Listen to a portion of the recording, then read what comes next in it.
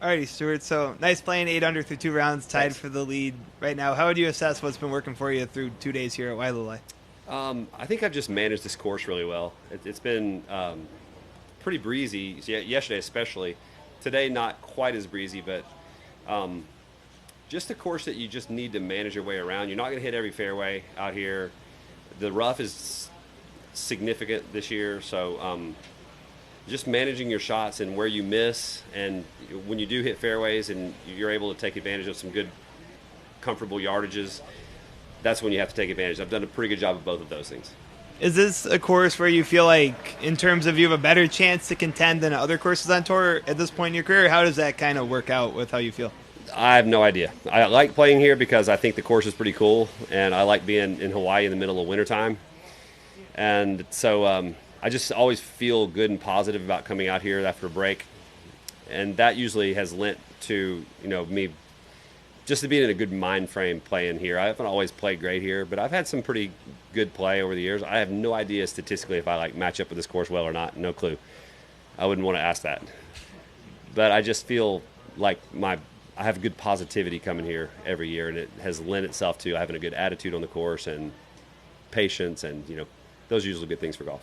The off season, did you take much time away from practicing? How did that kind of go about? Yeah, I did, because I played about what I would normally play in the fall, but I threw in 2 trips to Italy for the Ryder Cup, which really had a cost.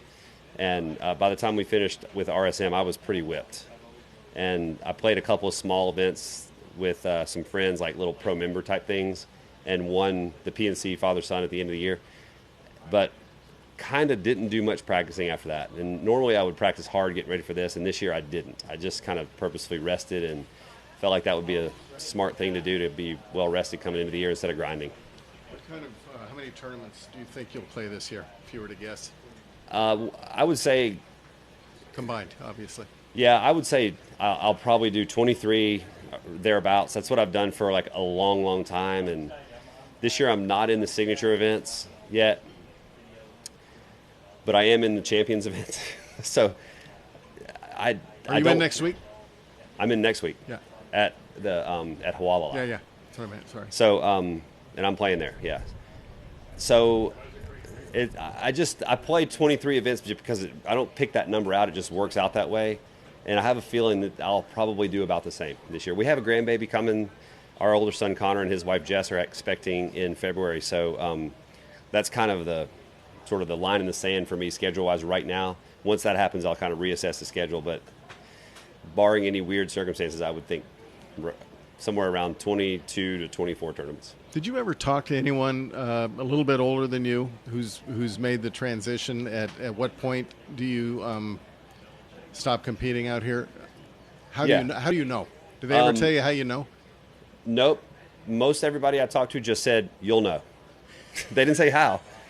They didn't even say how they knew. They just said, "You'll know." And every time I 3-putt or hit a ball in the water or something like that, that's when I feel like I know that it's time to stop and quit. It's just one shot, Stuart. But that's what golf does to you. It just makes you want to just break every club in your bag sometimes. But no, most everybody just said that you'll know, and they offered the advice to pick one and stick to it. And I'm not doing that. I'm not going to pick one and stick to it, because I'm not making the FedEx Cup or the Schwab Cup my top priority to try to capture one of those cups. I just want to play good golf, and I don't care where it is. I just want to play the best I can play and get as much out of myself as I can. And so if that means playing half here and half on the Champions Tour, I'm okay with that. Did you play okay today? I played okay. Yeah. It's not spectacular, but I had a good score, and I just managed myself around the course fine.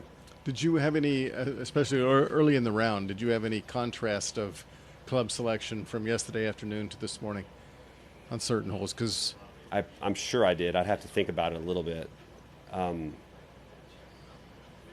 5 might come to mind. 1 maybe, or well, 5 I hit. Yesterday I hit the fairway both days on 5, and I hit a 4-iron, which wasn't going to be enough club yesterday. And today I hit what could have been an 8-iron. So I mean, that's a pretty big difference. But the wind wasn't like a complete switch. It was just about a 45-degree change, and that put a lot of the holes in the crosswind situations. Yeah. Yeah. Do you like, even though you're kind of a fence sitter, at least when it relates to which tours you can play, do you like the way golf is headed with these, with the SIG events, with the top 70 instead of 125, all that If stuff? I was in the top 50, I'd really like it, but I'm not, so I really don't like it.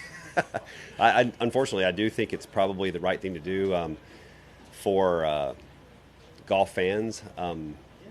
If all the players play in those and we get great fields a lot, playing for a lot of money, then it's great. But it's just I don't think it serves everybody. And PGA Tour kind of been about doing the best for everybody, for all the pros and all the members. So I'm a little mixed on that.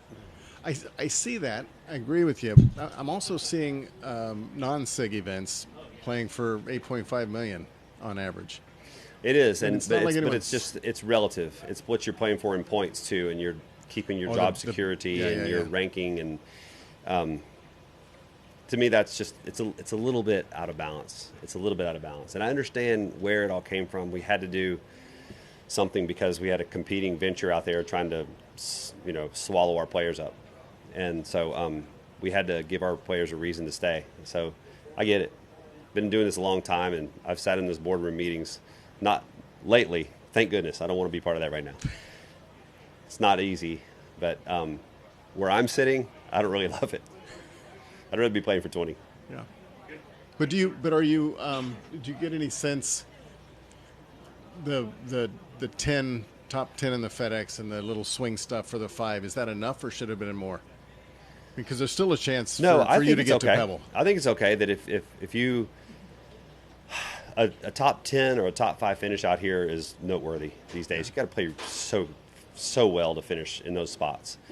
So to honor those finishes with a chance to move up into those signature events, I think it's good. I just the one thing that personally I am not for is I played in the first year of the elevated tournaments back when they were called designated, so long ago, and they were mostly full field tournaments with cuts, and all the top players played, and I thought they were just like absolutely brilliant. Yeah. It's hard to convince me and a lot of the players that aren't in those fields why being a small field matters so much. That's where I stand on it. That was probably a big divide, though, wasn't it, in terms of the membership? Cut, no cut, house size. And you can imagine which way it fell. It fell about to the 81st player. They decided that everybody above that wanted to have small fields. But I don't know why. I'm just not. I'm not convinced why 80-man field is if that more elite than a 156-man field. I don't get it.